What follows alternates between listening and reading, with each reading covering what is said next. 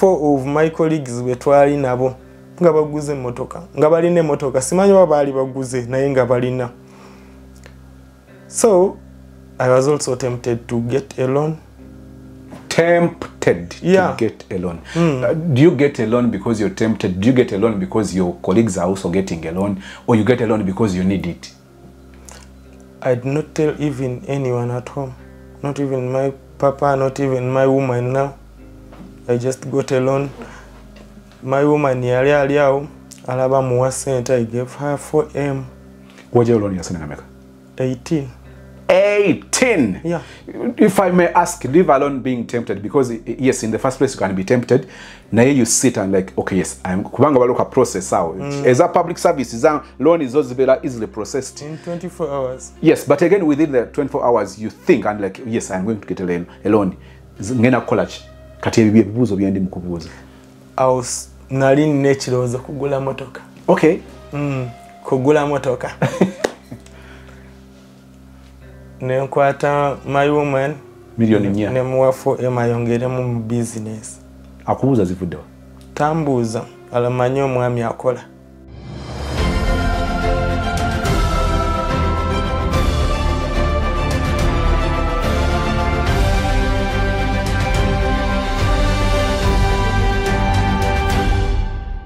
Story ya brother Eke wetwakomye mu kitundu ekyasoose ng'aje mulukuse atambula okudde waka. Jukira nti waka bamuzaalukuka okumala emyaka 2 ng'entabwe eva ku Nalulungi omwana muwala gwe yafuna gwe yayagala ennyo newankubadde famire y'omulenzi teyakisanyukira olw'engeri omuwala gyeyisaamu. Omuwala yakuba essimu n'akubira nazaala we okweyanjulayo nga mukyala wa Eke.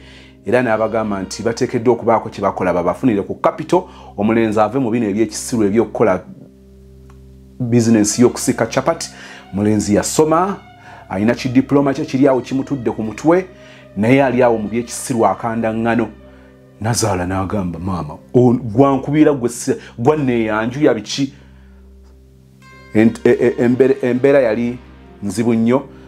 Final omulenzi olw'okwagala ennyo omuwala n'asalawo ku family ne ku muwala alondeko omuwala ne bamuzaalukuka n'agamba it is okay as long as I am still in a relationship with my princess, the rest is background noise. Naye byamutabukako nga bwawulidde ekitundu ekisooka. If you missed part 1, osobola okucheckinga ekitundu ekisooka. Story eno nekola nnyo amakulu gy'oli. Kale tugenda banga tutandikirawo ekitundu ekyokubiri olunaku olwaleero. Story eno love story eno erimu ebyokuyiga bingi naddala abaana ab'obuwala bakyala. Guno gwe mukisa gwewandikozesezza omwami wo bw'aba asobola okuwulira story oba okulaba show eno. Waliwo ebintu bingi byenkakasa nti bibatawaanya ne bw'afuna omukisa okuwulira nga omwami yabinyumya kyongera okuzitowa. Olumu abantu tuba twakula bulala oba twakula tutya mukyala we asobola okugamba ku kintu kyekimu n'okalambira n'owalaza empaka naye nga kyakugamba kituufu. The same thing ne kibeerawo ng'omuntu omulala yakikugamba oba oli awo mukwano gwo oba oli awo maama wo omuntu omulala nga yakikugamba same thing agamba ekintu kyo si kirungi n'okkiriza nti bakugamba si kirungi naye nga mukyala wo bulijjo akikugamba nga tokitwala nga nsonga. N'abakyala olumu kibeerawo omwami nagamba mukyala kino ekintu kyokola si kirungi oyenjera n'obanga embwa eyakkomba mu bigere n'alyoka neyikangabiriza ani kugamba okwenjera n'asinkana mukwano gwe namugamba naye nkubulire simanyi mwami wo bw'ayogera ku kintu kino naye nze ebbanga lyenkolaganye naawe olimu okwenjera. Omukyala eyafumbira omukyala obuvunaanyizibwa okutambula bbira mupango n'owulira nga ate boogedde kituufu naye ng'oli kyekimu kyabadde ayogera. So nzikiriza nti omwami ono bamugamba nti relationship eno teri safe nontantiru ye kenyini bwe yalaba nti teri safe naye oba oli awo nga takyalina mukisa gwakuzza mabega ensobi ezibaddewo ne relationship ye ne family ye okutwalizaamu n'ebanga eri ku rock kyeyejjusa. So tugenda tutandikirawo naye nga njala kwongera okukwanirizaako ku show eno n'okwebaza Katonda okunkumira ku Sozmo YouTube channel Zibira Love Stories, real love or life stories. Abantu abajja ne beeyogerera ebintu ebibatuuseeko mu bulamu ebibatuuseeko mu mukwano.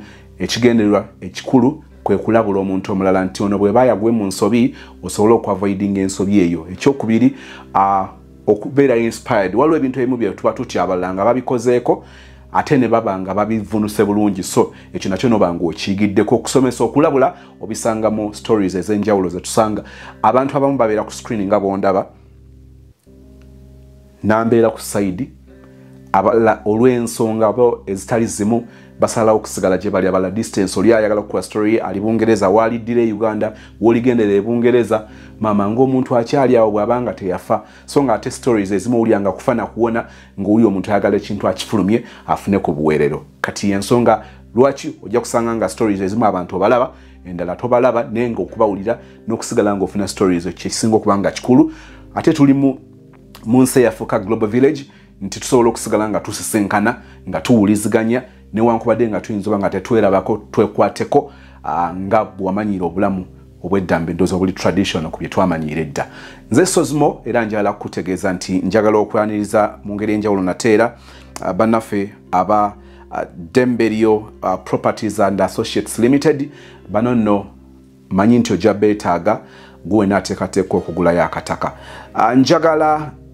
appreciating enjawulo gye mbasanzeeko mu kudiscussinga nababuuza mpuli abantu nga balanga ploti zino 25 kwa 5 n'agamba yes naffe tubali tusobola okukikola naye ate twagala okukola enjawulo abantu abo bafuna ebizibu bingi kakati twagala nnyo okwesiba ku ttaka nga liriko ekyapa so bw'obanga oli eyo ekirooto kyo kyakubeerako n'ekyapa ekikyo mu mannyago then Demberio Properties baza okubanga bagusa ensonga eyo obeere ng'otuuka ku kirooto kyo balina estate ekiwawu ku lw'Emityana balina ttaka mu bifo ebyenjawulo so osobola obba contactinga ne mubanga mwogerezeganya n'omanya ensasula egenda kubeera etya ebintu bigenda kutambula bitya n'osigala wamanga otuukiriza ekirooto kyo njala kutegeeza nti kyenkakasa nti sofa ploti zibayina zitandikira okuva ku milioni 10 okuva ku milioni 10 eza Uganda naye ng'okutta ettaka lyo ery'ekyapa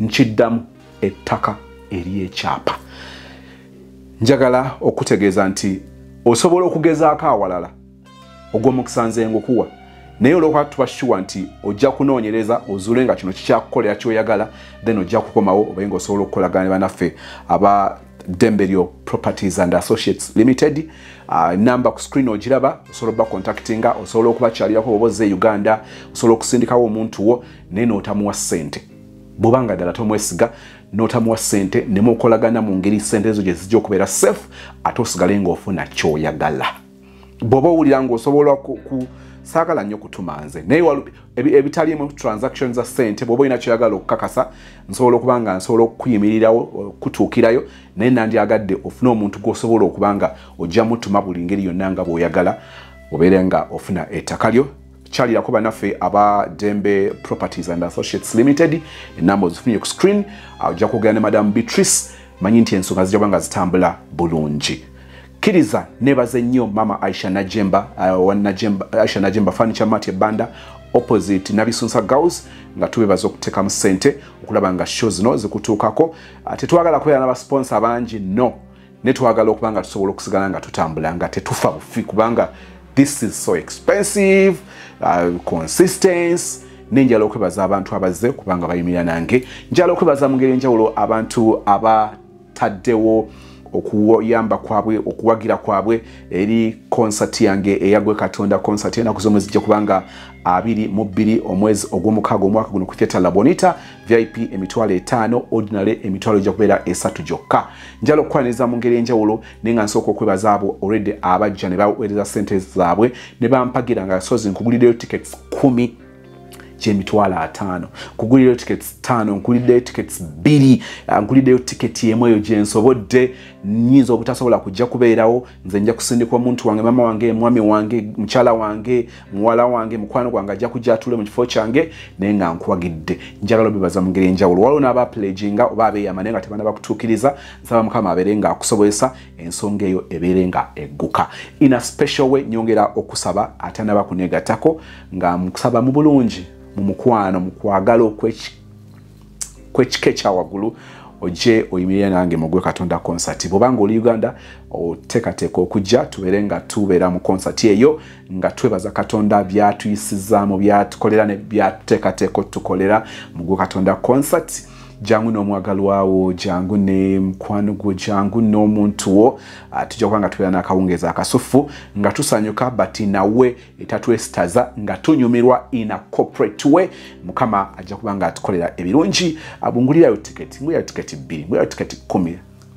Oli Uganda, toli Uganda, diaspora, ogamba nti sozo onkolera bulungi, onyimbira bulungi, njagala okusupportinga. Support me in this way. Ngongulirayo tiketi 4. Tiketi 10 z'osobola. Njagala kutegeeza nti nja kusanyuka, ojja kuba ompushinze bulungi, ojja kuba ompagidde, era enjawulo ojja kwongera okugiraba mu Mukama waffe. Kkiriza tugende mu love story nate.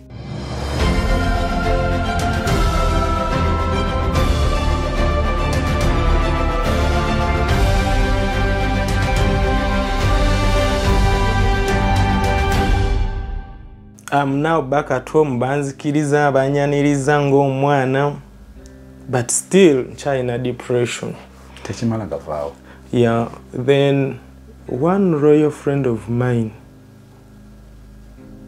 ajangamba jangu tandika okutambulamu, toddamu kutuula waka kwekulagiza. Ndi muwagizi wa mupiira, ndi muwagizi wa Arsenal. Atandika okuntwalanga kulaba Arsenal. So one day taina sente, sirina sente, tugende tugulabire mu betting. Awo nyingira betting. There is some betting yavaawo n'okuvaawo, I think that company yavaawo n'okuvaawo. Ne tutuula omwo mu betting, mbandi awo yangambye mutaina sente, asituka agenda azanye katuni zibeera waawo, virtual games. Ateekayo 10,000 awangula 3,000. Akomawo andaga mbiraba, addayo ateekayo 2, kuluna awangula 5. Akomawo azaayo 10,000 balukuba, kati ateekayo 2. Awangula nnyingiko bazaalinga 7. Ngenda okulaba nga bino nga bijja kufuna. Awo nayigira betting. My first time to bet, nawangula nasiba akapapula nga kuliko timu nga 4. Awo saazanya vacho kuba byonna lisibiyize. Nasiba busibi kapapula. Nali naye still a friend of mine, that friend of mine. Nali nafunaawo somewhere 5,000. Waliwo emisinde ejajja ewaka eyo. Naddukira mu bacorporate. Bacorporate nemba wangula ne the former IGP yaliyo Kaihura. So naddukana that group. Nemba wangula. Ne bampa 7,000. Kati 7,000 ejo my colleague ngamba tugende tulyeko. Tugenda tulyako chips and liver. Byalinga bya 3,000, very cheap. Ngamanya akafo we babikolera ye yantwalayo actually. Ngamanyi we babikolera ebirungi. Tugenda nensasula kakaaga kafe twanywako n'akasoda. Kanana. Tuvaayo tuyingira mu kusiba akapapula kuba restaurant yalinga wano betting hall nga eri next. Ne tuyingira nasiba akapapula kati nange nengamba jangu ndage. Nze amanya gange nze Aisha Najjemba. Edduuka lyange eriko Aisha Furniture. Wone entebe embi mujje mumpagire, mujje mu Aisha Furniture. Ogule furniture aliko garanti nga b'emyaka 4. Nzo neebuuzaako ku kya furniture kyonna, tebe, kabada, kitanda, kameza, buli furniture yenna. Buli mwezi oyinza ogamba ajja kuleeta 2,200. nganze bwe kubira receipt wenje kuweereza boweereza ku mobile money wasobola okusasula entebe naye nga temumenya alinga afunye obwerere buli mwezi ne waleetako 10 oba ku dining nako n'aleetako 10 n'agamba ne ku kitanda 10 ne ku kameeza 10 ofuna ebintu mu nyumba nga tomenyese amazima getukulembeza oero nebuzaako no nga maama kati nze ndi munju mpangise ntwala entebe ki waliwo kale ezinyumira ebifaananyi nyina entebe zenkugamba nti enegenda kubuka entegenda kubuko enegenda mu ddiiro eririmu abaana eno tegenda mu ddiiro lirimu baana nenkugamba eno mu muzigo ejyamu eno tejyamu eno ejja kuwangala bweti bw'oba oyagala y'amalidaadi eno bweti bw'oba oyagala yabuwangazi bweti ekirala buli lwoko entebe nga ngikuguziza gikomyewo topinga otwala endala ne bw'obaka ng'olina entebe gy'okooyi namba yange ey'essimu eyo kweri ebeerako 24 hours tevaako eri 0705 kagamwemu 9404 kanjiddemu 0705 kagamwemu 9404 nze kennyini nze nkwata essimu eyo mumpeereze WhatsApp mbaweereze ebifaananyi emyange enzigi buli fanica yenna muyina okugyako kofini ne tuyingira n'asiba akapapula kati nange neŋŋamba jangu ndage nandagirira bwe bakasiba nesiba over 40 teams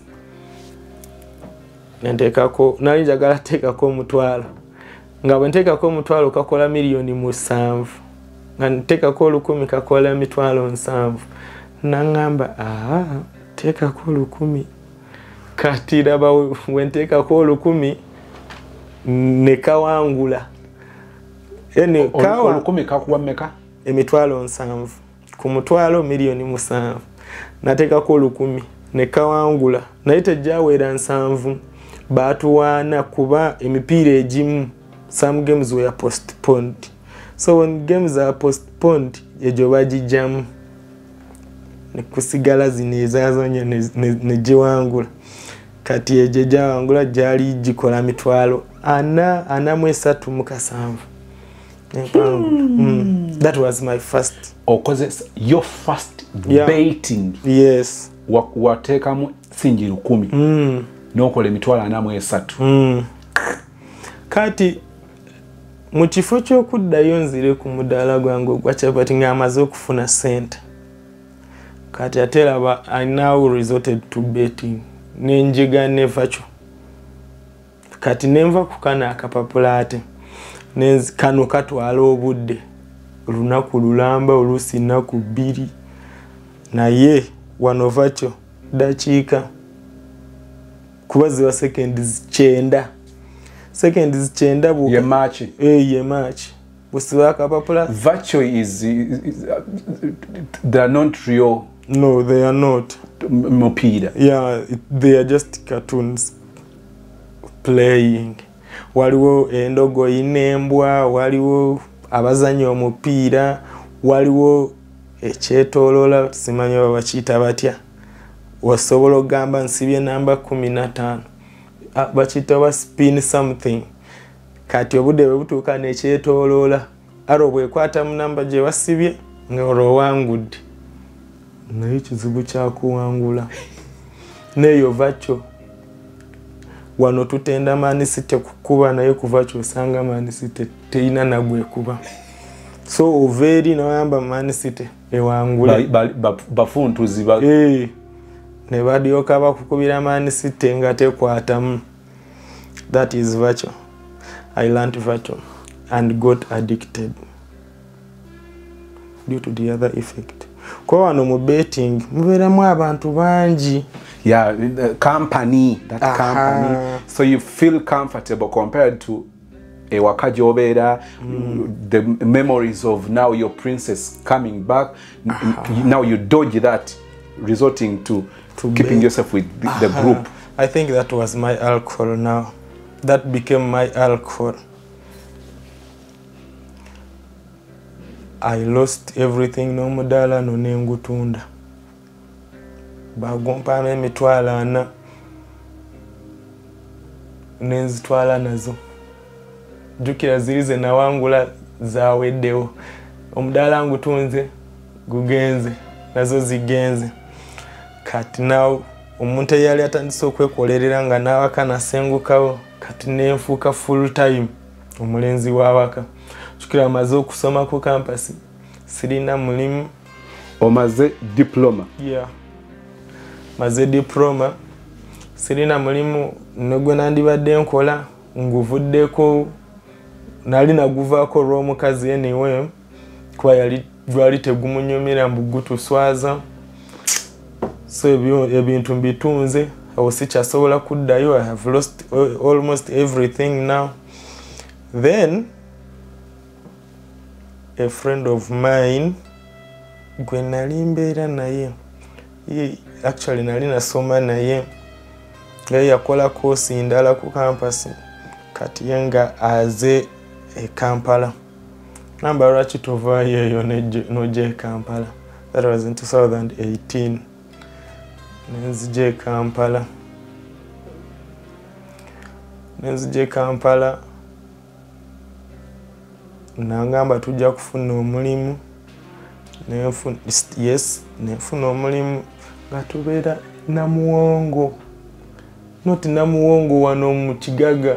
Eri mu ghetto eyo. Waliwo eyo ku railway bayitayo Kanyogoga. Ngeyo gye tubeera. Enkuba bw'etonya musitula ebyomunju. Bwe muba mufuluma ebyomunju mubaako mulina okugula ekitanda shuwadiro. Ebintu ebitoba ne mubireka ku buliri waggulu. Yeah. Kuba enkuba bw'etonya oluusi eyingira.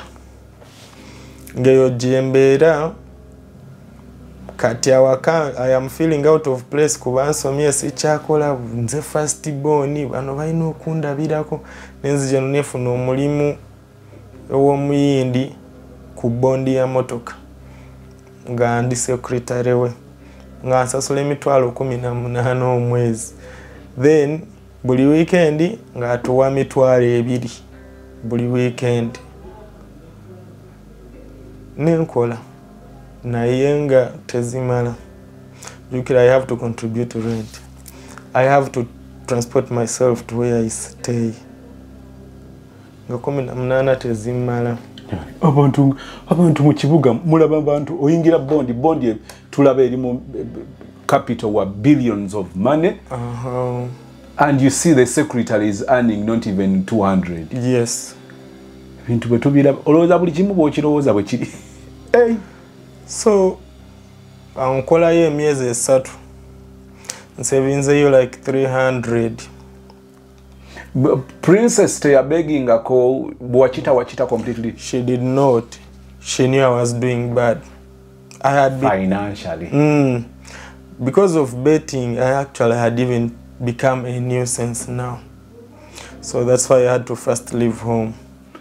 Come to okoze emyezi 3 ku bondi. Yeah, emyezi 3 ku bondi. Ngendo kulanga tebijja balancing. Namba naye nga nali nayigo okusika chapati. Lwaki sidda ku chapati.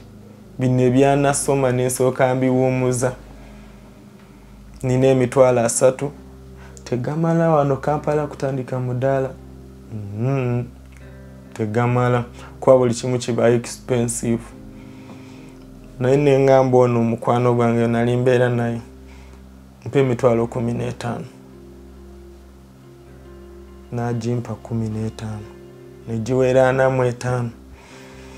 Awo nyini mu maaso ga bondi nensabawo ekifo. Ne bampaawo like when you cross naye opposite. Nze yatandikawo omudaala gwa chapati. Tewaaliwo kintu kyonna. Nengamba kanteeka wano omudaala gwa chapati nja kufaafagana ne KCC. From being a secretary now into chapati business. Yeah. Nenzirawo and luckily enough natandika nsiika chapati Rolex. Nga tekuli kikomando. Naye omuntu najja nangamba nokimanyi bw'oteeka wano ekikomando ojja kutunda wano chapati weetamwe n'okwetamu. Namba kanteekako n'ebijanjaalo. Nenteekako n'ebijanjaalo. Naye katono abalaba omuntu ono that is 2018. Yes. When I look at you I can just cut off like 4 years. Okay. Ne 2018 ebbanga liyise. Neera omuntu emyaka 6 bwe nkukatinga the look or what Yes. bw'omuwulira n'omulaba ne okay otanditaddeko ebijanjalo Taddeko ebijanjalo. Seriously, chapati ne zitambula nakolanga nafubanga nnyo okukeera ssaawa 11 so that by ssaawa emu abantu we batandikira emirimu nga ninawo chapati like 100 or even 200. Nentandika chapati mba ndi awo ku next to me omuntu omu n'aleetawo ka kiosk n'ateekamu ebyokunywa, mulala n'aleeta still naye ka kiosk n'ateekawo emmere, katogo n'ebira ne kafuukira ddala akatale.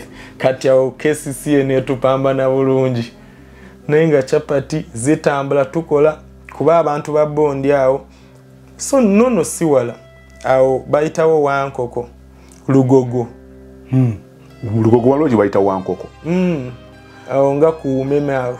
Umeme? Yeah, there is Umeme, waliwo Bondi za motoka, waliwo Azan. Pepsi. Azan, then ngeri walinga we Bajiro kati yafuuka showroom, then waliyo Pick Fair we mabega. Around there? Around there. Awo nga wenkolera. Mwiba ne KCC. Tuyibanga ne KCC bajja bawayo omutwalo. Kati olwokuba kati twali tuweze bangi. Kati nga tebatutawanya nnyo. Bwe muba mufunyeeko kye mubawa twafunamu atukuliro n'owakaduuka ye yali mukulu. Actually yali akola nabo. So nga twekunganya nga bwe tukola. Ne tubawa, ne tumuwa nga batuukira ku ye. Ne batuvaako. So awo after some period towards Christmas, still 2018. Yeah, towards Christmas KCC nejja ne batugoberawo ddala nensooka nzirayo eka naye nga nali nfunyeemu nekamukyalo ewa muzeeyi. So in 2018 now olwokuba my dad was approaching his retirement, mama wange yaddayo ko mukyalo in Kanungu to prepare for their retirement. So etezene mwali ku mulimu. Yeah. N'ennyumba yali ya mulimu. Yeah, n'ennyumba yali ya mulimu. So my mom naddayo Kanungu to prepare for their retirement. So but me, I went to my dad's home. Nemberayo naye Christmas nensangeyo. Then around I think Feb, I met some woman. Feb, that is 2019. Yeah, I met some woman. I liked her. She's a good woman. She's beautiful. Jukira in that period, all that period, nali nachawa abakazi. No relationship. No relationship. I met some woman. Balowooza nno abasajja tetusobola kubeererawo. It is relationship, relationship ku relationship. Man, ebintu bobiraba si bwe biri. What is happening to your brother or your friend, it is not what happening to Sozi or AK. So I met this beautiful woman. We became friends. Tribe mate? Yes. And we became a thing now. An item. I asked about Princess, yali wagwangalyo. Then this new catch now, wagwangalyo. Is it a decision by principle? Njagala my tribe? No, it's not a decision by principle. It just happened? It just happened because I was around that place. Oh yeah. Naera waliwo butuwo now maybe the language. Waliwo ebibagattagattawo. So this woman that I met, she's a tailor. She by then yali tanakulaakulana bulungi nga nange awo nzizeeyo ko mukyalo kati nfuna akalimujukira sagala kutuula kati waka. Nfuna akalimu at some secondary school, a private one. Became a computer teacher, became an English teacher and a Kiswahili teacher. I taught there for some period with my woman. She's a good one, she's a supportive one. So around August, an advert came out. Nga I'm supposed government ngeyagala recruiting. Era tugenda kivugirawo government ngeyagala recruiting. Now these are the reasons lwaki abamu tojja balaba ku camera. Government ngeyagala recruiting. Jukira this I don't want to use my papa's name because he had even discouraged me from joining his profession now. Watch. I don't know. I try something else. Yeah. So government were yita, I went and tried my luck. That is 2019. Government yagala 250 people. 250 people were the people who came for interviews. We were like 20,000 people. Bali bagala 250. 250. Baja mitwalo ngebiri. Yes. The rate eyobutaba na mirimu. Awona manya akange kawedem. But luckily enough advert yali specific nga bagala muntu wa diploma. So twatuka wali ku line nga bagamba yali akulirawo interviews nagamba if you know you have a bachelor's and above, it is an added advantage. Muwanike emikono ne bawanika kati nzata nga bawera. Hey, nga bebasinga n'obungi ono yasoma diploma nakola ne bachelor's, olusi alina masters, waliwo yakoma ku bachelor's yoka nga bangi ne bawanika. Kumbe it was a trick okubajjamu. Nze namanya kawedemu akange bali they have bachelors, some have masters. Nze ndi ono yabagamba nti having that is an added advantage. Yes, ne bawanika ne energy yonna. Ne bawanika na kale mungoberere. Ne bamugoberera banji. N'abateeka mu kakiika osimanyi bye baaliko. Namala naitwa askari namba bano bafulumye. I don't want to see them coming back. They are overqualified. Overqualified. Yes. This one is for them, the ones of diploma, because the advert was clear twagala diploma. Kati awo nabuuza bw'obanga omanyi at your A level tewakola sciences naye ku campus you did a science course, you also don't qualify. Hey, you also raise your hand. You also don't qualify. Tosobola kubanga wakola hegi ku senior 6 ku campus you do computer science. That one does not make sense. Abo temujja kuyitamu mugende. Kati jukira screening. Jukira nze ku senior 6 senior results za senior 6. I have a certificate and then a diploma. Then nagamba bobanga tewakola senior 6 but you did an equivalent to senior 6, raise up your hand. Netuwanika, we were also very many. Netuwanika, now for you are the people I'm looking for. Wow. Kubanga yagamba kubanga omuntu asoose ku certificate namala nadda ku diploma. Determination ye yo focus yo kyakitegeeza ekintu akitegeera bulungi. Ku bantu emitwalo ng'ebiri abajja after ku screening okwo. They later on gave us a test. It is called over aptitude test. Kuandika kwenyini bakubuza byenyini bye wasomako, then ebirala common sense nga bolaba general paper ku A level. So out of the remaining like 5,000 people, I came out nga ndi number 15. Nengamba Katonda nga wa amaanyi. Twakola Katonda nga wa amaanyi in Romushana's voice. Katonda wa amaanyi. Kati awo eyo test yewedde same day. Yeah, same day. Eyo kuwandika ne tuwandika eyo test neggwa. we came back they told us to come back the next day. Abayisemu bana amanya ge basomye. We came back the next day. The interview zero in Kampala. I came from Iva and interview zero in Kampala. So I got some room, a lodge. Olo mukwano gwo oli owena muwongo. Owena muwongo oyo yali yawasa nga sikyasobola kubeerayo. Nga sikyasobola kubeerayo na muwongo nga alina mukazi we we nagendayo gye nali njagala okusula at first. Naye attitude. That attitude I am not welcome here.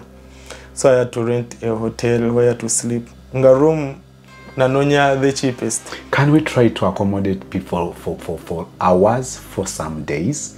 Please. That person go accommodating in 24 hours, 48 hours, 72 hours. I still remember the person gwe wasisinkana eri mu buto yakola eri walire emiyembe walire ayina kiyakola mu bulamu and ayinza omunoonya n'akubula but if he happened to London abaakumanyi by then nakati abakyasobola okutegeera okuwulira obulizi the blessing. I still believe in that blessing flowing from heaven even when you think about it. Katonda namu blessing olumu it's a night, it's maybe so I attitude no gena mu lodge. I got a room eriawo ekibuli it school bayitawo ba ku second stage kibuli nga yagumu kitundu. Then mubali baze for interviews I had a homeboy netujisasula babiri netusulamu babiri kasanvu for 3 days. So the next day when we came back for the interviews, this now was an oral test. Why bipapula byo nebikwogerako kati awo ne bakubuza mpozi wagambe gwani so and so wazalibwa mwaka ki 93 or 93 esawa zinabeera n'emyaka emeka noyogere bitakwatagana gwe ng'ovuddeko kira kitegeeza si bibyo. So it was that easy like to be disqualified? Yeah. Never kujjako, but I don't know, I had some grace on me. Nga buli kimu mpitamu nebe batubuze bikwatagana academics balaba ku kipapula kyo kyewalese nakola certificate nakola kine balaba ku certificate wakola course ki eno kati nganza I did IT namba ne bakubuza what is the processing unit no chidam ne bakubuza examples bobo zimanyi nozogera they even no batozogedde but the confidence era olaba nti onalina idea kukyayogera nakyo bakikuweera max confidence ne tuyitamu on the 14th of September we were taken for training of our job. I got the job. I started earning salary. The other woman I had got behind. Wali kuchido. Wali. By the time I went for this training, she was even pregnant now. Mwali muchitambuza. Chayangua. Just like that. I had got her around Feb. By April, around Easter, around the April 19th, around there. I believe that's when she got pregnant, around Easter. So by 2020, on the 2nd of Feb, she gave birth to a baby girl. Wow. Aunga mfunye no mulimu. Guli mu figures meka? 6. Hey! 6 figures. Oh my God. I just pray to God into an hour chikukolera mu ngeri yonna. Kisoboka. Wow. So but awujukira na olwo madamu ali luddawa? Madam is at home. When I got the job, my first posting, my first employment was in northern Uganda. So I could not go with her since I was a new person in the other area. But still, she had a business to run. Nagambye Mutunzi, she's a prominent one, by the way, not just Batunzi Babidaka.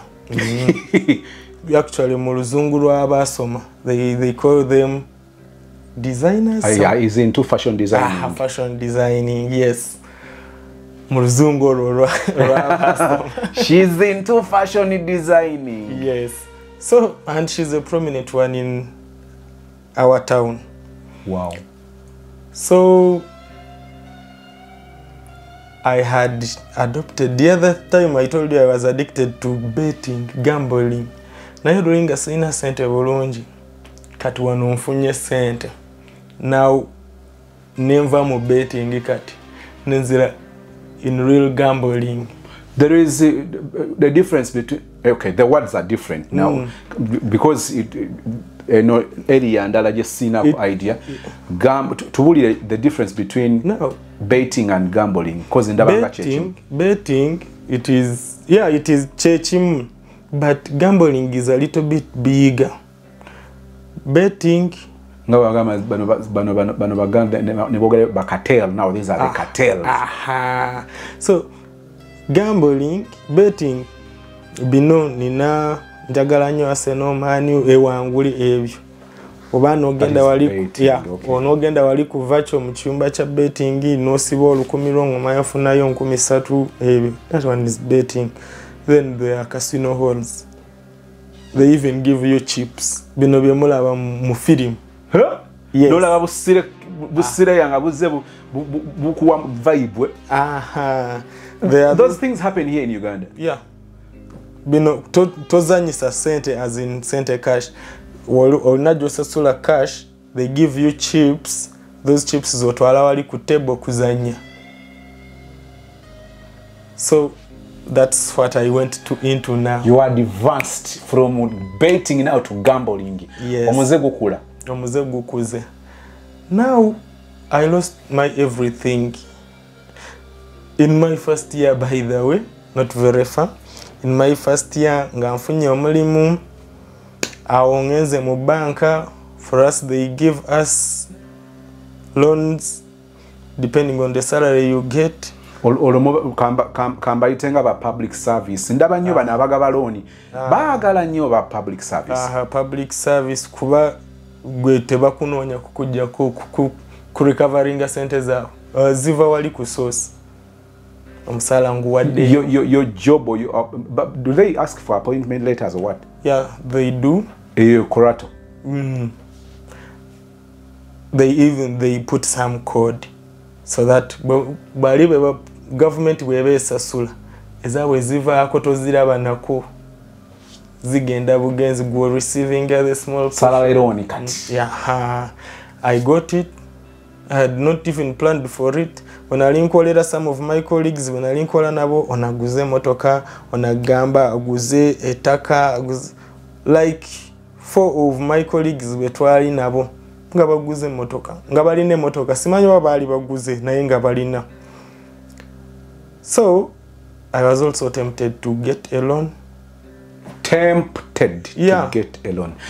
Do you get a loan because you're tempted? Do you get a loan because your colleagues are also getting a loan? Or you get a loan because you need it? I did not tell even anyone at home. Not even my papa, not even my woman now. I just got a loan. My woman yali aliao alaba muwa sente. I gave her 4M. What your loan you're America? 18. 18. Yeah. If I may ask, leave alone being tempted, because yes, in the first place you can be tempted. Now you sit and like, okay, yes, I'm kubanga baloka process out. As a public service, loan is also very easily processed in 24 hours. Yes, but again within the 24 hours you think and like, yes, I'm going to get a loan. Ngena college. Kati ebibuzo byandi mukubuza. Aus nali nechiroza kugula motoka. Okay. Kugula motoka. Nenkwata my woman Milioni 4. Ne muwafo ema yongeremu mu business. Akubuuza zivuddewa. Tambuuza alamanyi omwami akola. Njagala ombuuze.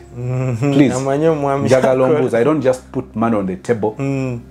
Nobody excited. Ask. And namugamba tayambuuza, but I told her this one was our training allowance. Part of our training allowance. Otaddewo ekiboozi. Aha. Sagala achibu. Of course, I don't see why she even had to ask. Already wali omwade answer. Nazongeramu business. naziteekamu. Yes, ne booming okusinga we yali. The balance now, I bought a car, a Mark II, Bajita Mark II Musota. Musota. Tuli mu 2020. Yeah. Musota guyingiddewo. Tetunazaala. Twazaala tulina omwana. Yazaalibwa in Feb. Oh yeah, okay. 2nd Feb. Awo noloni njifuna around October. Tuyingizaawo Musota. Yeah.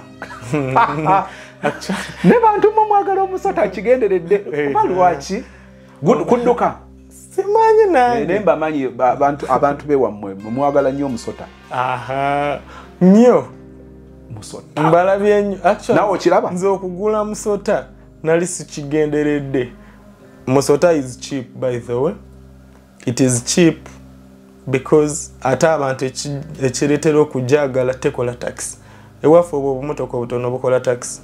Ani ateeka omusota mu tax naawe? Musota tekola tax naye Primo ewaffe ekola tax, manya Raum kati eziriyo ziwish zezisinga okukola tax kati.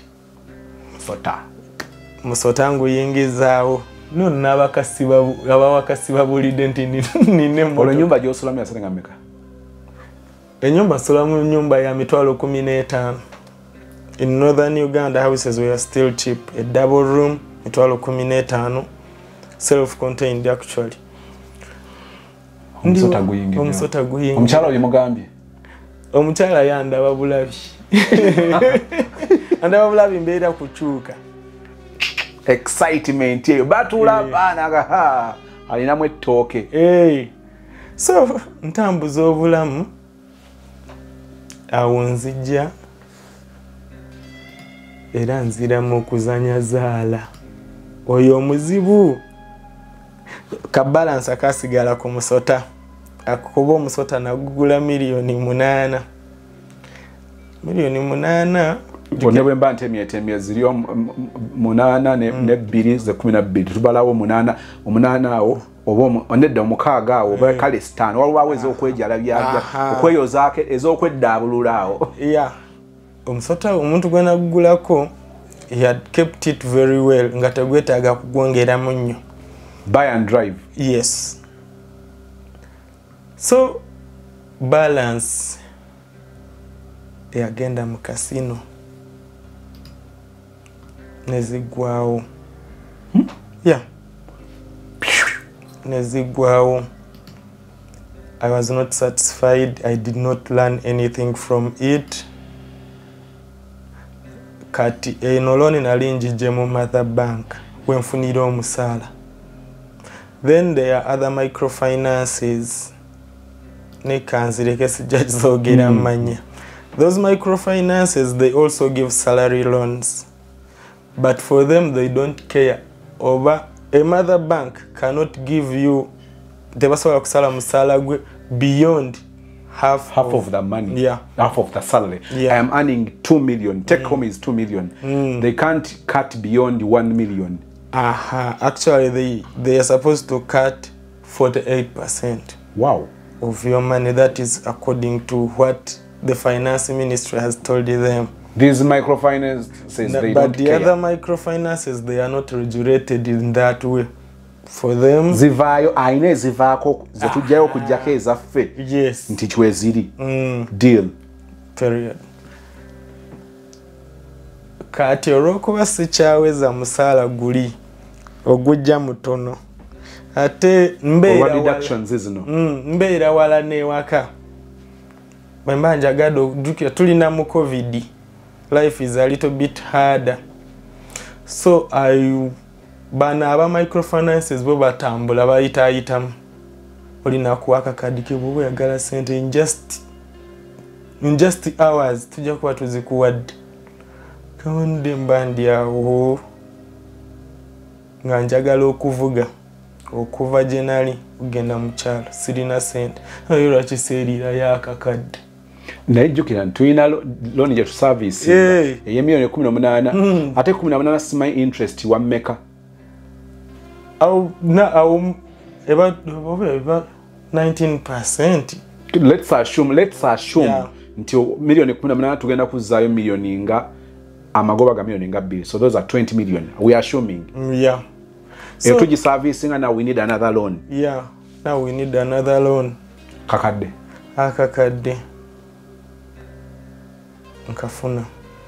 Nga koko kajja kuba ka mwaka gumu in a microfinance. Okusasula for mwaka gumu bakutema around bali bansala emitwalo 7 n'enusu 4 omwezi. Yeah. Comfort zone.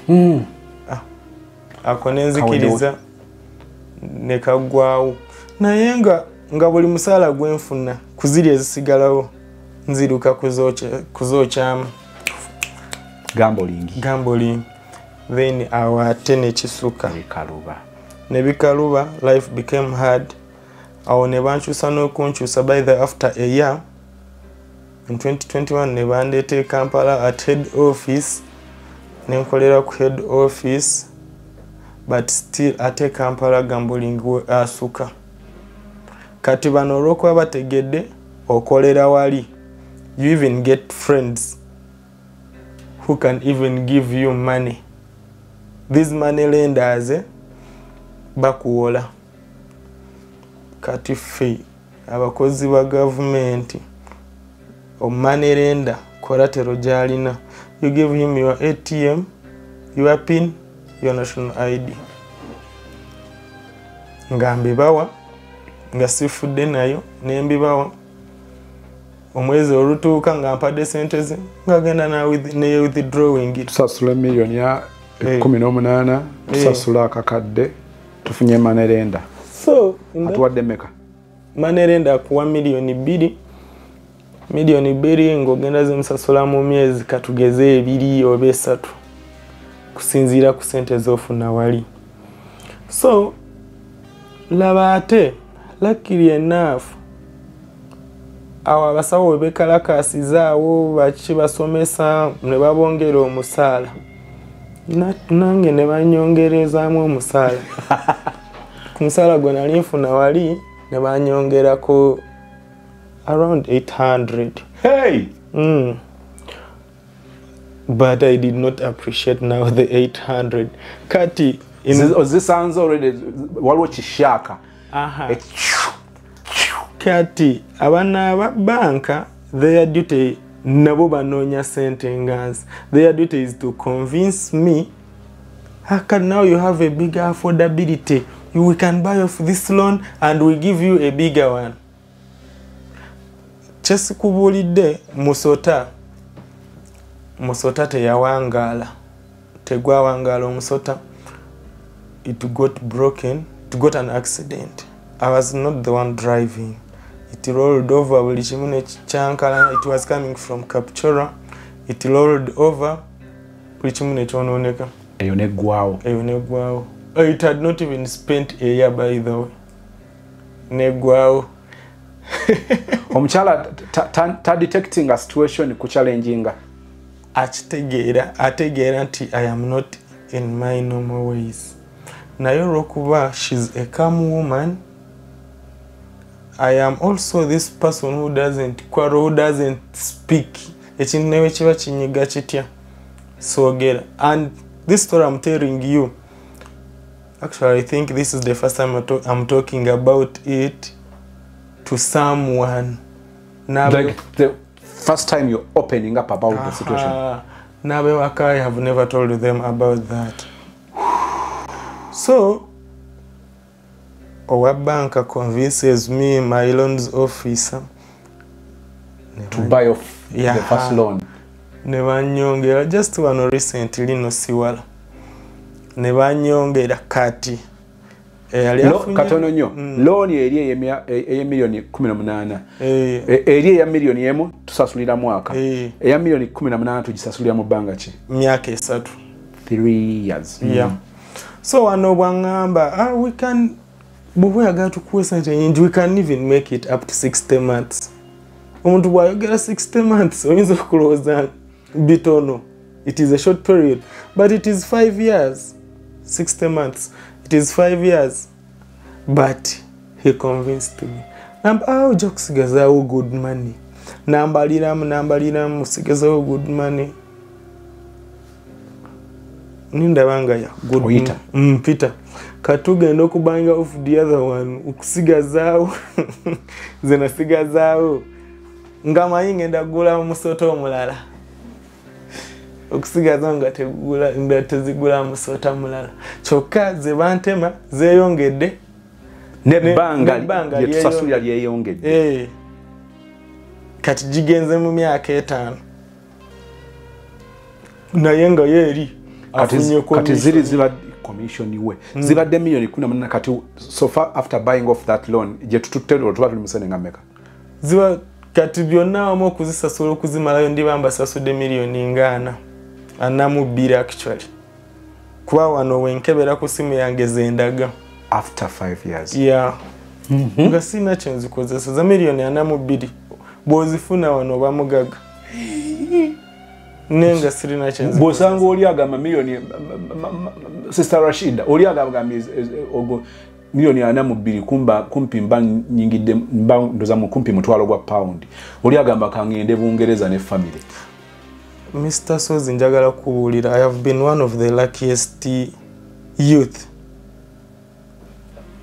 kuba omusaala gwenfuna on paper wane Kampala abantu ab'emyaka 3 batono abagufuna batono nnyo nga tegwa government it is not taxable gujjanga gwe guli but I have not used it appropriately kati awo nga bali bagenze banimbye osigazawo zosigaza tezigula musota zigenze ziguze ekyawo ezo nali nsigaza around 4M I got 2M actually 1M I gave it to my mom. My mom yali azimba bali bazimbe waka. My mom yali yangamba gwaje kungulira oluggi. I nekwata 1M nemuwa. Then 1.9M nensindikira my woman. Nemamba yongera. Jagala ku appreciating ako olumu ne boba ogudde mu nsobi naye ne bwandi badde bubbi mukyala we yaligambye nti katutobe n'obubbi bw'omwami naye bwabba badde nga mpaako ekyo buli story erinamu ebyokuyiga byamu obweda nninda nnyo ekyo ne always kibale nga kijja 1.9 to the woman. I remained with 1M now. Awo neze ebjalabyamu okwejalabya kuliwa kunjogerako gambo lingi. Actually that 1M bazi kuba nezigwa in like 2 minutes. In like 2 minutes nezigwawo. Nzijukira lwotandika okubaitinga wabaitinga ne singi 10 n'ofuna emitwalo 43. Tubulire kawe endala ze wali ofunyeko ennyingi. Tewali. Tewali. Kuba ndiwe nkugambira nti tewali olwaleero nja kugenda na mitwalo 5 bagakobe gonna gaggwewo enkya ngende n'emitwalo 3 mpangula 5 oba oli kavalinga ziri ze baakuba oba tokola. Yes. So sijja kugamba nti nina endala ze nali mpanguddemu. Balance asigadde wakakadde wojelabiza na baiting still. Now guno omusaala gwensigazizaako kati still the other microfinances now come again. Yeah. Kati when they come bano you can even pick $1 million every day from them. Singa, I don't call them bad now because I have wasted my money. Singa nakwata mulundi gumne ngamba, let me go to this microfinance because I would qualify to get million asatu from them at once. But I did not. Singa nazikwata asatu ezo zonna at once. Nema ati sifuna musala kankozesega na asatu to sustain myself. I would be a rich person, maybe. Oh, I would be doing somewhere. Well. But I did not. But like every week, Ojayo come the next week. Nga upkeep. Aha. Ngokakana. Nga no musala kati gwona gugenze. What do you mean? Omusala gwona. Assuming you're getting 4 million. Yes. Kati banka etwalako 48% of the 4 million. Kati bano ezesigala buno bu microfinance. Aha. Ogenze olwaleo ne bakuwayo akakadde. Enchano gamba ebeeranga bagita top up. Kale buli top up ebeerako oba 12% of interest you get. So okugatagata byonna ngomusala ngumazeewo. Gogo sigala kugujja. Ne wagu creating these sharks. Ezijja already nga zo zigulinze. Eri government esasula from the era tojekwasa. Sijekwasa. Kati guweddewo. Now omuntu guweddewo. Now recently wano my woman gives birth to another baby now, a baby boy. On the 2nd of September, my woman gives birth. But now, nali nkyasobola kugenda eri mu microfinance nenfuna. So awo nagendayo nenfunayo 7 ma. She was pregnant. Actually, her pregnancy was not good. It disturbed her. So the 7 ma is 7 million. Yes. Zakumuyisa no period ey'obulumi because of the pregnancy. Luckily enough, she was not operated. Yazala normally. Then I gave her kubalance ya 7M. I gave her 2M. Kuba lirye banga lyonna yali mala takola. Ery'obulumi yali mala takola.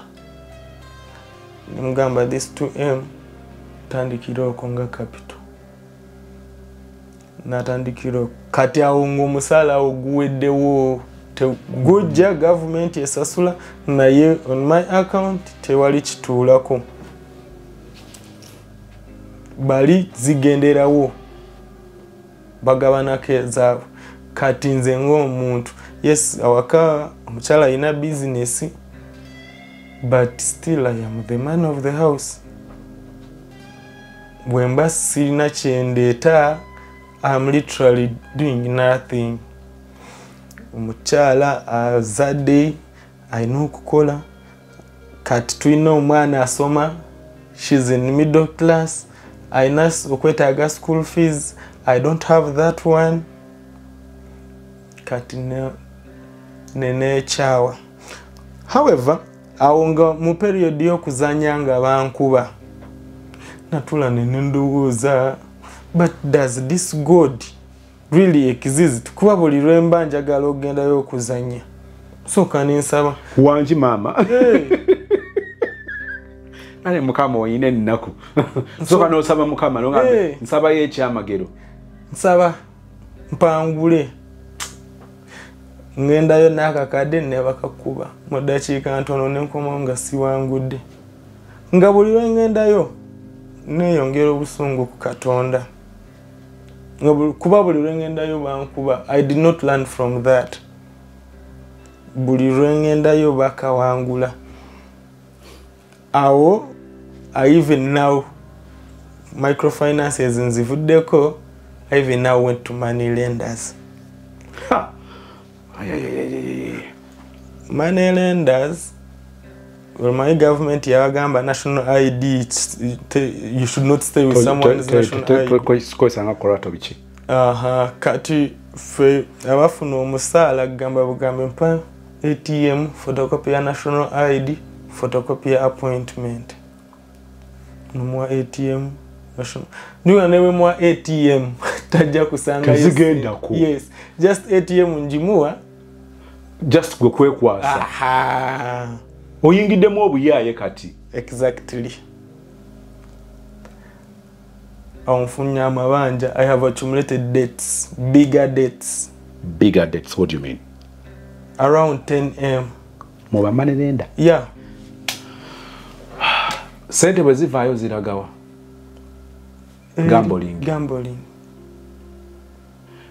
kati oyina kirimbu maybe someday nja kuba omuyindi someday awo nenyigira Katonda kuba abo abayindi abatwala ezo zigambling ne bwoyingiramu osangamu obubani bwabwe bubanyokeza obubani bwabwe basaba bakatonda nayamba kati bano abakusaba bino bikatonda ebibumbe bo batukuba fa basaba Katonda gwe tuyita omunene owawaggula asinga bonna batukuba kirekana abantu batulimba nze omuntu asoma nnyo obutabo awuliriza nnyo zi documentaries both the English ones n'ez'Abaganda zi program ezo z'oku radio ezo waliwo program bagita Discovery waliwo bayikiri Atabaala ebyo nziwuliriza nnyo so bw'oziwuliriza by the way zo zonnyini ezo sizivumirira they are good programs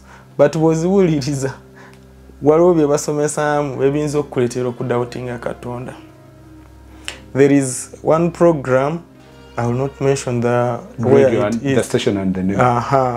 One program we are tugamba at that in the beginning Adam was created with another wife, not Eve.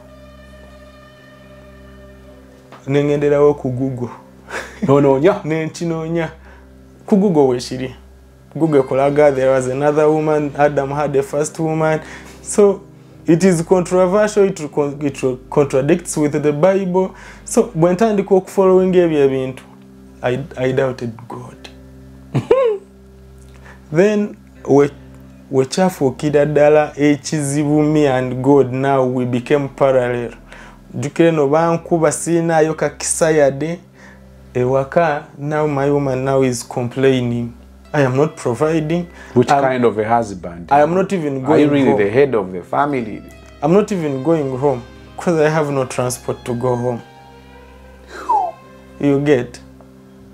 She now, actually she thinks nachivamu nabachawa.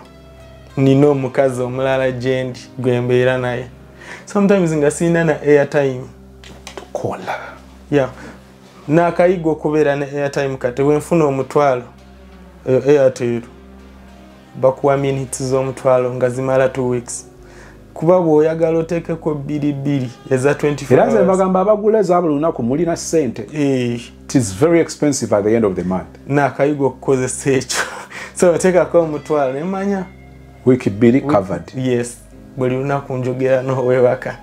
So awo Katonda munyigide. I have lost everything.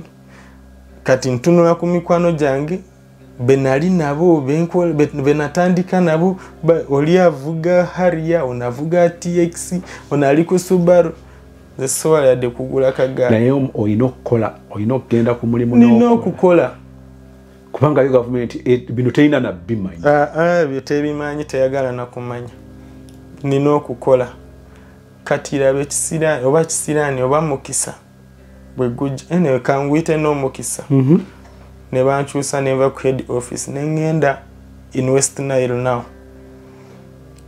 In West Nile I even went to sales by the way before going to West Nile. This Manelenda came, reported to my bosses. Now my bosses were like, these people, by the way, one of my bosses, I want to thank him actually. Remember, these people can be dangerous. Ayinza n'okukugulirira ne bakukuba kuba ezo sente ze tomanya gye ziva.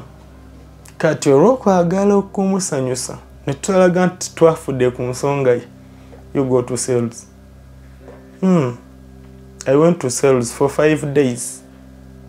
So rather mu sales, they transferred me to Arua.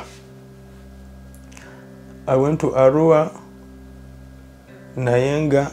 In Arua, the timetable favors me actually. Kuba ono okuntwala mu Arua, he wanted nfune ekyokukola ekirala because I told him nebe nabira wano sina musaala. Kati okuntwala mu Arua, it favors me because I work for 2 days in a month. Just 2 days. 2 days. Yes. So singa mba nfunye ekyokukola neyo kibanga kimpa emitwalo katugeze 3 omwezi, I can provide for the family. Because now I no longer provide for the family. If there is anything I would want to lose, it's not my family. It's not her. That woman, whenever I go home, I am a king that I never used to be during my the other relationship. Of my, I am a king. Bawo zambo abanyankole tebalina mpisa, but this woman is so disciplined. Wow. But unfortunately, I'm about to lose her. God forbid. So, awonga nchaye katonda munyigidde. Ndaba bano basinza bakatonda baabwe, nze asinza katonda omunene. Wokubwa. Nze nkubwa. Now, awonga sirina na byakulya, sina sente zigula kyakulya, kati sikyasobola kwewola okitegeera. Abantu kati bantegedde balowooza nfuuse muyaaya.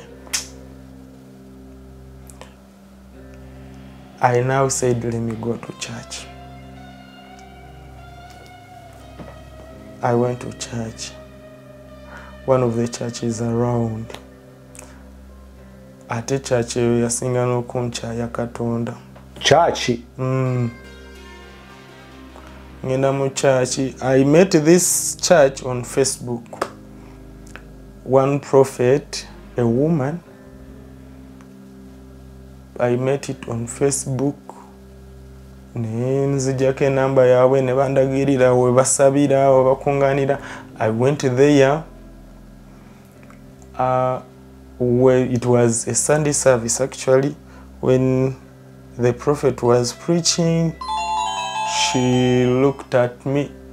Mu bantu bonna nagamba musajja gwe yimirira.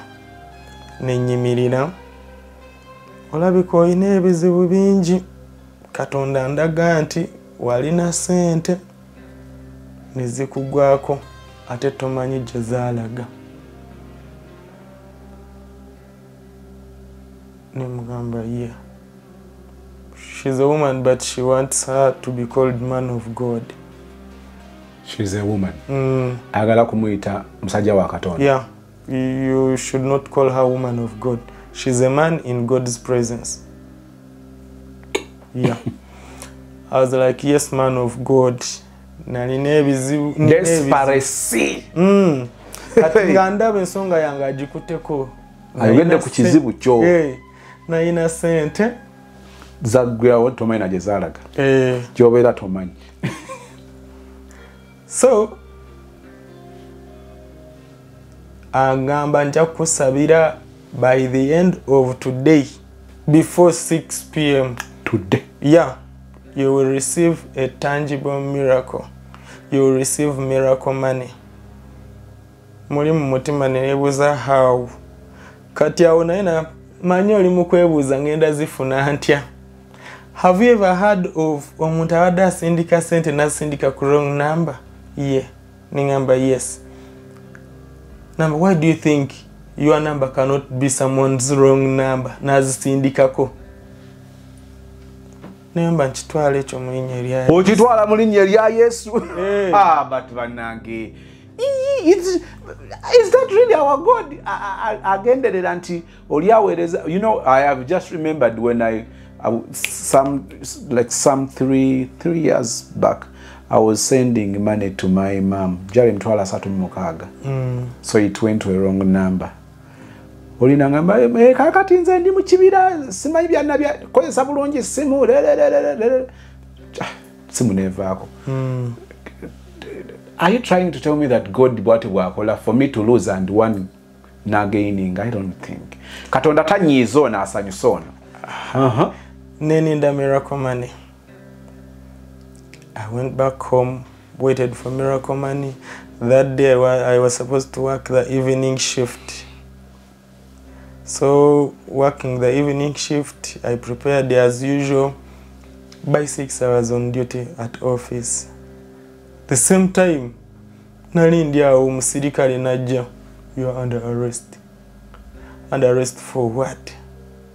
Still mabanja. I am seeing the big miracle. Okay, this is the tangible miracle they were talking about.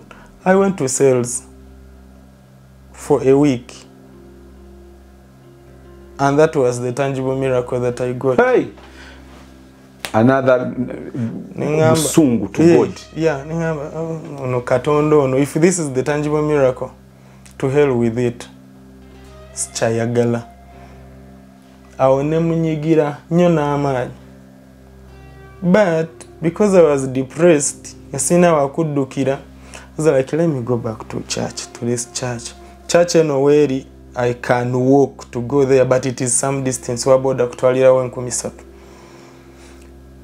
So, ningamba kanzireyo ku church. I had got some allowance. They gave us some allowance wenkolera quarterly.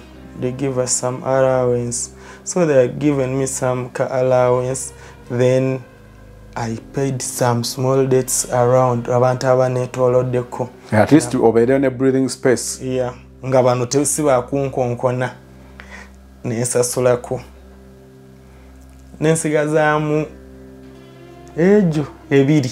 Mitwalo ebiri. Awakotali allowance jiba mitwalo asatu. Ku mitwalo asatu nsigaza ku ebiri. Ngaba kangende ku church. Still nengenda ku church ya man of God, the woman. I reached there, still nebabulira nabagamba abagala okwogerako no nabi si musumba nabi.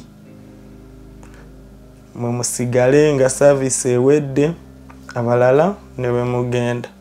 Netusigala nze nensigala nali omu ku basigala. Ntuuka wali nenjogera n'omusajja wa Katonda nemubuulira wano wendi. Sirina nazinzizaayo gye nvudde. Sirina na kye ngenda okulya. Kola omulimu weguti ne weguti. Naye sikyagwenyumirizaamu. Anaba tofaayo. I'm going to buy for you lunch and transport that will take you back home. Namba naye genda kunoonya ensigo ebintu bye bijja kuba bulungi. Ogenda kunoonya ensigo ya mitwalo 5.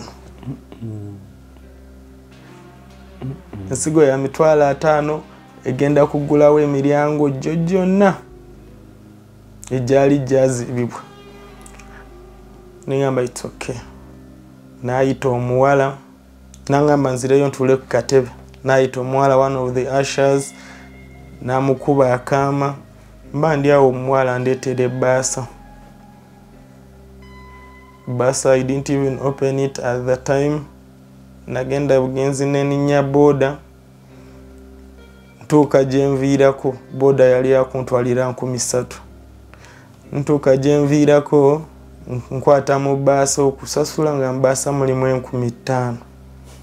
Ng'olwo yangulidde lanchi nampa ne transport nga mu bbaasa mulimu 5,000. Ekyo nenyongera okunyigira Katonda n'abantu be. Nenyongera okunyigira Katonda n'abantu kuba people have promised me miracles. I went to sales. people have promised to buy for me lunch. Laba bye bampadde. Ate ne mpulira ababuulira akugamba waliwo yabuulirawo n'agamba omusumba yeetaaga emmotoka. N'agamba bona contributing towards emmotoka y'omusumba Katonda naawe agenda kugulira eyo. Kati omusumba bwe yeetaaga emmotoka we contribute. Nze we neetaaga emmotoka Katonda agenda kungulira. Kati ye omusumba wa Katonda, omutume wa Katonda, lwaki Katonda tamugulira, lwaki ffe abalina contributing? Ebyo byonna nga bimpa reasons to hate him. Na olw'okuba nekira nasoma obutabo ne mpuliriza zi documentaries neŋŋamba now I now turned into a scientist. A scientist. I was born as a result of two people. There is nothing like someone created me. There is nothing like a super being taking care of me. I developed that in my mind. I even now hated people who would say, Katonda kuwa mukisa. Tombulira oyo nonsense. Nga sibyagala. Kubanga abantu aba Katonda, the men of God, nga bo benyini be banchaya Katonda. There is even somewhere I went with a proposal nga tulina abaana abawala basamba akapiira, with a proposal nga njagala at least batugulireyo emipiira nga gumu oba ebiri. They kept tossing Jankuro Kutano. For like a full month, I gave up Sadayo. Olava omuntu wa Katonda nkola bino. Kati kitegeeza Katonda gwe basavinga tatuliiko. Ne bw'abanga gyali, then he is a corrupt God. Yeah, I have been with that mind. He is a corrupt God or he does not exist. Because if he really existed, I wouldn't have lost all my fortune. I wouldn't be suffering like this because now, by the way, I no longer talk with my family. Your wife, Your wife? Yes. For how long now? We are going to a month now. That is dangerous. We no longer talk. Because the last time I visited her, she was not the same woman. Attitude. Yeah. You no longer provide. No, leave alone providing. I no longer play the roles of a man at home. It is all providing, my brother. The role of a man, or your head is now full. Yes. I no longer play that role of the man of the house. Nze amanya gange nze Aisha Najjemba. Edduuka lyange eriko Aisha Furniture. Muwone entebe embi mujje mumpagire mujje mu Aisha Furniture. Ogule furniture aliko garanti nga b'emyaka 4. Nzo neebuuzaako ku kya furniture kyonna. Tebe, kabada, kitanda, kameza, buli furniture yenna. Buli mwezi oyinza okugamba ajja kuleeta emitwalo 2. Nanze bwe kubira receipt wenje kuweereza boweereza ku mobile money wasobola okusasula entebe naye nga temumenya alinga afunye obwerere. Buli mwezi ne waleetako 10 oba ku dining nako n'aleetako 10 n'agamba ne ku kitanda 10 ne ku kameeza 10 ofuna ebintu mu nyumba nga tomenyese amazima getukulembeza. Oero nebuzaako no nga maama kati nze ndi munju mpangise ntwala entebe ki. Waliwo kale ezinyumira ebifaananyi nyina entebe zenkugamba nti eno egenda kubuka tegenda kubuko, eno egenda mu ddiiro eririmu abaana eno tegenda mu ddiiro lirimu baana, nenkugamba eno mu muzigo ejyamu eno tejyamu, eno ejja kuwangala bweti bw'oba oyagala y'amalidaadi, eno bweti bw'oba oyagala yabuwangazi bweti. Ekirala buli lwoko wentebe nga njikuguziza gikomyewo topi ng'otwala endala ne bw'obaka ng'oyina entebe gy'okooyi. Namba yange y'essimu eyo kweri ebeerako 24 hours tevaako eri 0705 61 9402 kanjiddemu 07005 kagamuemu 9402 nze kennyini nze nkwata essimu eyo mumpeereze WhatsApp mbaweereze ebifaananyi emyange enzigi buli fanica yenna muyina okuggyako kofini. Ekitundu ekyokubiri we tukomye nga brother Eke n'okugenda mukyalo awali mukyala we eyibanda bimukaluubiriza.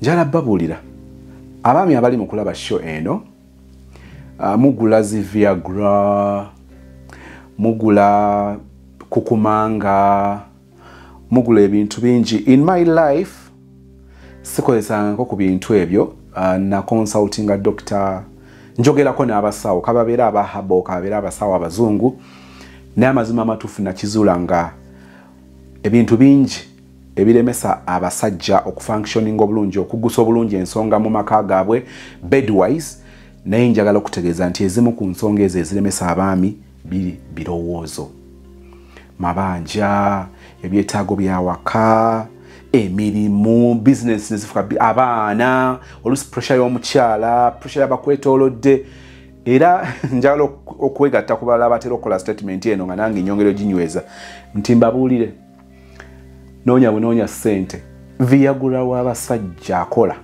akola bamuyita ssente ogenda nobeeramu n'ekyekumi nawe kati ninamu ekyekumi ogenda obigattagattamu olukubakuba nga lujja wakati tuli mu season ya nkuba mugwokuna guno olukubakuba nga lujja akanga okay kati ne bwe sigenda kukola ninamu ekyekumi ewaka ka shopping kali stede omukyala ne bangamba nti neetaaga yawe ekyetaano you know oyinamu ekyekumi nga njogera kya 10 oyinza okwogera kya 5 oyinza okwogera kya kakadde nenjogera ku buntu obutonotono obutandikirwako mama era omukyala nga asigala mu kisenge tubeere wano teekako wali movie ne musooka mulaba movie ne mumala ojjira ne mugamba mumanyi abo tebagizanya bulungi nze ndaba wali action packed yabuzeemu jankugerezeemu babe jankulage musooka muzanya kungufu kalati zinako zonna ne muzijjayo lwaki kisenkagale kiri stede mu nsawo.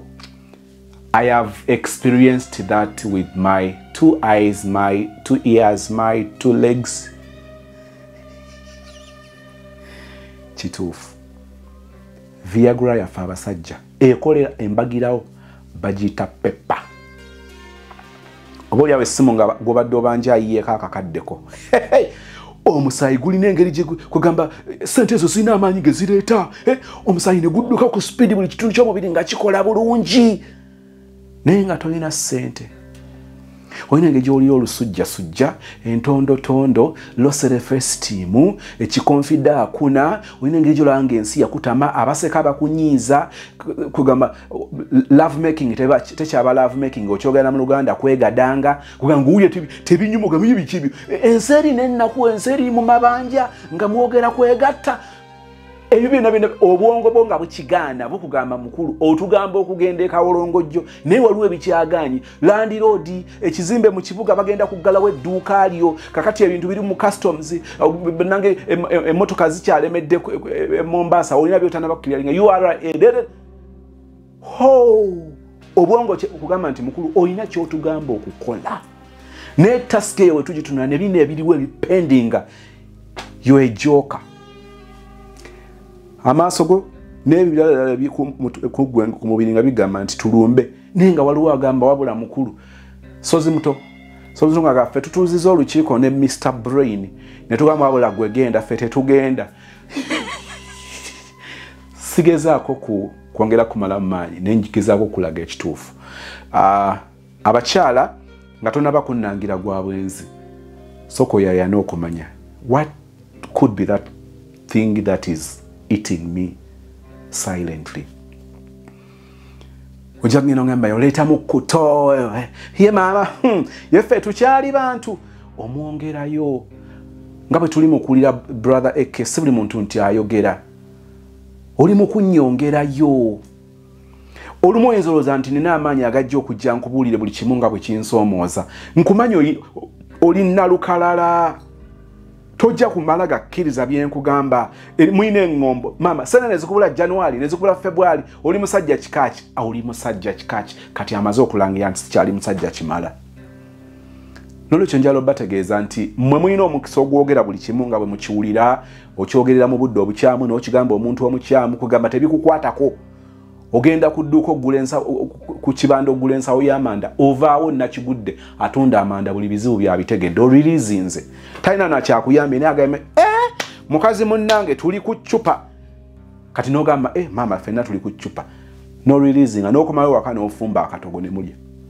naye omusajja ayinza kuba nga talina stamina eyo esobola kwogera nsonga ze akumanyi bwakugamba olina ki attitude toba receptive bwagezaako okwogera naawe ate ebimu tubitya abakazi bwe mumanya nti tulina ssente emirembe gibagwako ne mufuuka ekya ne mutabuka kati ebimu abeerawo ng'akudiisa akubaatisabaatisa olumu nekikolola nekitakola naye embeera eyo etera obeerawo nga n'abakyala abamu tebagambikako tajja kuddamu kukutegeera nga muntu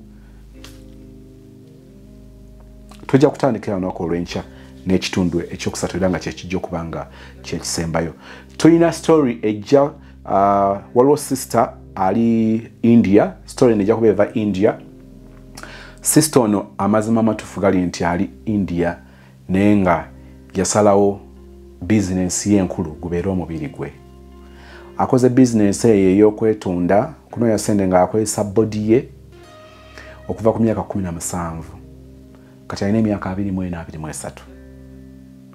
You need to listen to her story. Katonda omulungi ow'ekisa twagala okwebaza kubanga otwagala. Ebigambo bino tujja ne tubiwulira ne tusoberwa. Omuntu abaddeko ne ssente bw'atandika okutunula nga ebintu tabitegeera tebitambula bulungi. Embeera ekyuka ate ababa baseesetuse okuva wooli byongera obbakaluubirira. Essuubi libabula n'akatono kaafunawo ne kagenda mu mwenge ne kagenda mu drugs n'ayongera kwonoona ng'aleeta buzibu ku buzibu. Katonda ffe omuyaga nga gutujjidde tusooka otujjukize 1 okukkiriza okurelaxinga tekitegeeza nti twesulire gwa naggamba ne tuddemu tweseetinge tusinziire tukole olulumba sinziggu. Twagala tukole ebintu nga tupanikinga, twagala tukole ebintu nga tetulowoozezza. Ne Katonda waffe embeera zitusokkako ng'ekibiina kituleetera okutya fears ne zitubeera fears. Katonda waffe mu ngeri enjawulo olwaleero nsaba okkirize nteeke omuddu wo n'omuzaana waali mu kulaba show eno ng'alina engeri gya declininga financially atuuka mu state eyo nga takyabitegeera obulamu nga bukalubye. Katonda waffe musinkanye. Yes, waliwo obuzibu obubeerawo Katonda waffe obunafu obubeerawo oluusi finances ne tuzimanaginga bubi tufuna ssente ne tuspendinga with excitement ne tubeera nga tuspendinga with impulse kukyamuukirira bukyamuukirizi kukompitinga kulagako ba ogizi baali bagamba nti siri kikuba mu bulamu bw'agenda obbakakasa n'asaasaanya n'ebiteetaagisa. Nalowooza nti ekyo kikoze amakulu nga kikoze amakulu mu ddakiika mu ssaawa mu lunaku naye ng'agenda kusigala ng'akoseddwa okumpi obulamu bwe bwonna. Katonda ffe tumanyi nti gwe totujajinga otunuulira obunafu bwaffe ate nga tubukkiriza ne tubwatula. Eri oyo ali mu kudeclininga afunye omukisa okuwuliriza bino akyalina omukisa okubaako byasevinga. Abakyala n'abaami olumu tuspendinga ebiteetaagisa ne batugambako ne twongera obbajjukiza nti ssente ffe tuzikola zimenya ffe embeera n'eyongera okubeera embi ne tutuuka okujjukira nti ebintu bituggwako nga bimaze kutuggwako. Oli ne bamugamba mu mwaka ogusooka n'akitegeerera mu mwaka gwakutaano nga byonoonese ebintu byonna byonna ng'abitunze. Omukyala n'amugamba togenda ttunda ttaka lino mwami ensonga sizitegedde, you've acted selfishly, ebintu obisazeewo nga gwe ogenda kutusuula mu buzibu nga famire. Mwami tosingayo kyapa, let's talk paving ways of getting that money nga teturiskinze na kuteekayo kyapa. Mwami ziyinza otulemerera tugumiikirize ng'omusajja tabiraba oba oliawo n'omukyala nga tabiraba. Njagala okuteeka amaka ago mu mikono gyo beetunuulira nga balina okusustaininga obulamu bwe badde batambuliremu nga tebakyabisobola. Katonda waffe abantu abasinkane obayigiriza okubeera abawanika abalungi. Tulema okuwanika ebintu byaffe ebirala bisobola tulemerera okuwanika nga tulemeddwa okuwanika ebintu betandikirwako. Byonna bituyigirize naddala nga tukyalina omukisa okubitereeza tuleme okutuuka okuyigira ku nsobi zaffe nga biganye. Katonda ffe abantu abo bawa omukisa basitule nga ba paving a ways of overcoming those challenges. Katonda ffe bless them nga bafuluma, bless them nga bakomawo, bateekeko ekisa kyo, bafune favor mu maaso g'abantu, bibatunda bitambule. Katonda ffe banaafuluma nga bakomengawo n'omukisa n'obuwanguzi. Ekisa kyongera okubeera naffe ne bulijjo. Tusabe n'okwebaza mu Kristo Yesu Mukama waffe, and we all say amen.